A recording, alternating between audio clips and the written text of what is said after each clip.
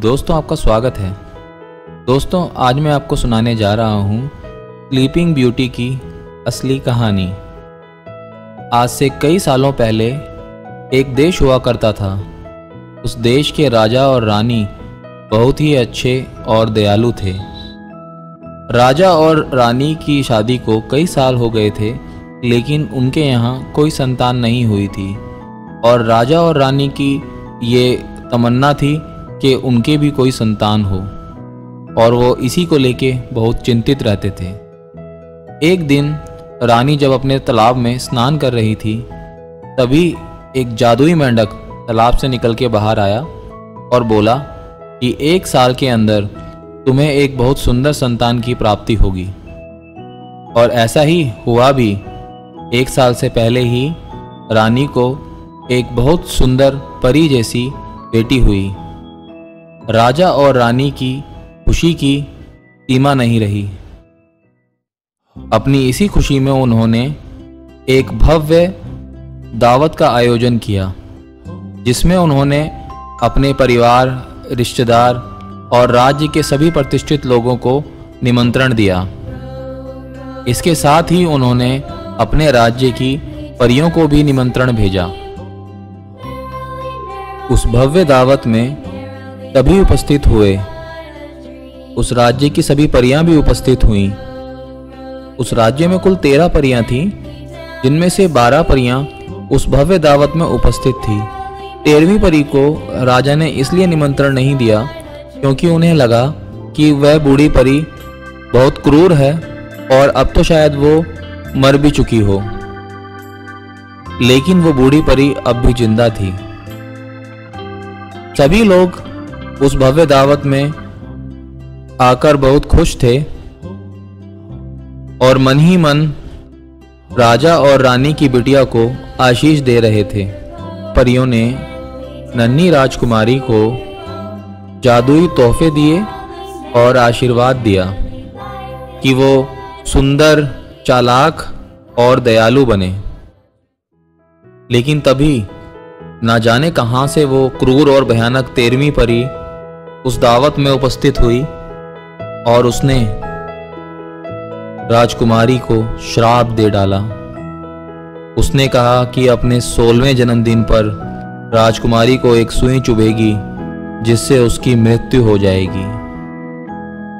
अब तक 11 परियां राजकुमारी को आशीर्वाद दे चुकी थीं, लेकिन 12वीं परी का अभी भी आशीर्वाद देना बाकी था।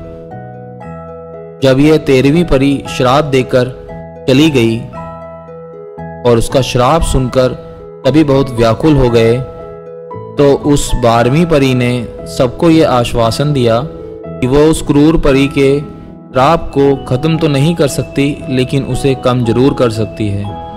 उसने कहा कि 16वें जन्मदिन पर जब राजकुमारी को सुई चुभेगी तो वो मरेगी नहीं, बल्कि एक गहरी नींद में चली जाएगी और 100 साल तक वो उस गहरी नींद में रहेगी। और 100 साल बाद जब एक बहुत सुंदर और प्यार करने वाला राजकुमार उसे आके जगाएगा, तब वो जगेगी। उस क्रूर परी के इस श्राप की वजह से राजा रानी बहुत चिंतित हो गए और संपूर्ण प्रजा में भी शोक का माहौल बन गया। राजा ने ये आदेश जारी किया कि राज्य में जितने भी चरखे और सुइयां हैं, सबको नष्ट कर दिया जाए, ताकि राजकुमारी को कोई सुई ना चुभ सके और वो उस श्राप से बच जाए। धीरे धीरे करके समय बीता और राजकुमारी बड़ी होने लगी। परियों के आशीर्वाद की वजह से वह बहुत सुंदर, चतुर और दयालु हो गई। उसके अंदर धीरे धीरे वे सभी गुण आते जा रहे थे जो गुण उसे सर्वोत्तम बना रहे थे। धीरे धीरे करके और समय बीता और राजकुमारी का 16वां जन्मदिन भी आ गया। राजकुमारी अपने 16वें जन्मदिन पर बहुत ही उत्साहित थी, इसलिए वो बहुत सुबह सुबह सोकर उठ गई। जब तक महल में कोई नहीं उठा था, वो सारे महल में इधर उधर घूमने लगी। तभी घूमते घूमते वो एक ऐसे कमरे में जा पहुंची जहां पर ताला लगा था और जिसकी चाबी उस ताले के पीछे ही चिपकी थी। उसने चाबी से ताला खोला और ताला खोलकर जब वो अंदर गई तो उसने देखा कि एक बूढ़ी औरत चरखे पर काम कर रही थी। राजकुमारी ने पहले कभी ऐसा चरखा नहीं देखा था। चरखे को देखकर वो बहुत उत्साहित हो गई और उसने उस बूढ़ी औरत से कहा, दादी आप ये क्या कर रही हो? उस बूढ़ी औरत ने कहा कि मैं चरखे पर काम कर रही हूँ। इस पर राजकुमारी ने कहा कि क्या मैं भी इसे एक बार चला सकती हूँ? बूढ़ी औरत ने कहा, हाँ क्यों नहीं। वो बूढ़ी औरत कान से कम सुन पाने के कारण राजा का आदेश नहीं सुन पाई थी, जिसकी वजह से उसने अपना चरखा और सुई को नष्ट नहीं किया था और ना ही वो राजकुमारी के श्राप के बारे में जानती थी।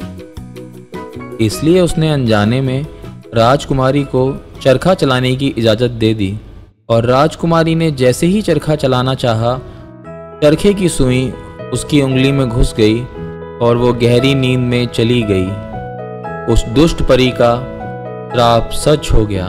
राजकुमारी को महल के सबसे सुंदर कमरे में लेटा दिया गया।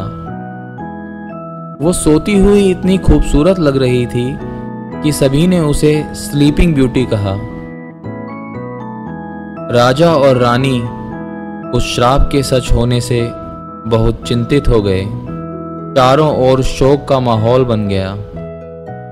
तभी वो 12वीं परी प्रकट हुई और उसने राजा और रानी को कहा कि आप चिंता ना करें, राजकुमारी अपनी नींद से जरूर जगेगी।